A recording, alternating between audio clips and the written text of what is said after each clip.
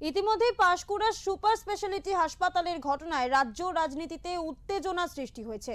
এখনো পর্যন্ত আরজি কর হাসপাতালে নৃশংস ঘটনার দাগ রয়েছে। তার মধ্যে এবার পূর্ব মেদিনীপুরের পাঁশকুড়া সুপার স্পেশালিটি হাসপাতালে ধর্ষণের মতো ঘটনায় নিন্দায় সর্বস্তরের মানুষ।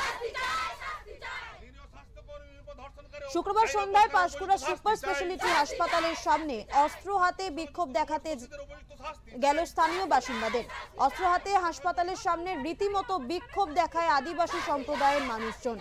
এই ঘটনার তীব্র নিন্দা করে অভিযুক্ত জাহির খানের কঠোর শাস্তির দাবি করেন তারা।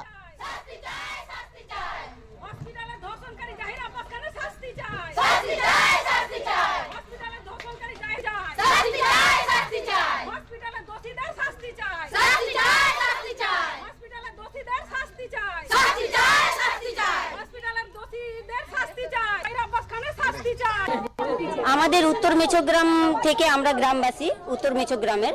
তো এখানে জাহির আব্বাস খান বলে যে ব্যক্তি যে একটি নার্স মেয়েকে, হসপিটালের নার্স মেয়েকে যে ধর্ষণ করেছে কর্মচারীকে, তো ওটার জন্য আমরা প্রতিবাদ জানাতে এসেছি। আমরা পুনরায় এইসব ব্যাপারে নিন্দা করি। হ্যাঁ, মেয়েটার উপরে যে মেয়েটার যে ক্ষতি করেছে সেটার যে মানে হয়, মানে সঠিক বিচার হয়, নিরপেক্ষ তদন্ত হয়। এটা তো শুধু একা নয়, নিশ্চয়ই এর সাথে অনেক লোকই জড়িত, যাতে সঠিক তদন্ত হয় আর বিচার হয়, এটাই আমরা চাই। অস্ত্র হাতে তো বেরোতে হবে। অস্ত্র হাতে না বেরোলে এবারে তো মেয়েরা তো ছিঁড়ে কামড়া করে খেয়ে নিচ্ছে তো ছেলেরা। এইটাই তো চাইছে ছেলেরা, মেয়েদেরকে পায়ের নিচে দাবিয়ে রাখছে ছেলেরা, এটাই তো চাইছে। আজকে এত বড় হসপিটালে একটা হয়ে গেল, ঘটনা হয়ে গেল, তো কি মেয়েটাকে সাহস করে আজকে বলতে পারলো, তাই আমরা সবাই জানতে পারলাম। না যদি বলতে পারতো, ওদেরকে পায়ের জুতো মনে করে তো করে রাখতো, দাবিয়ে রাখতো ওদেরকে।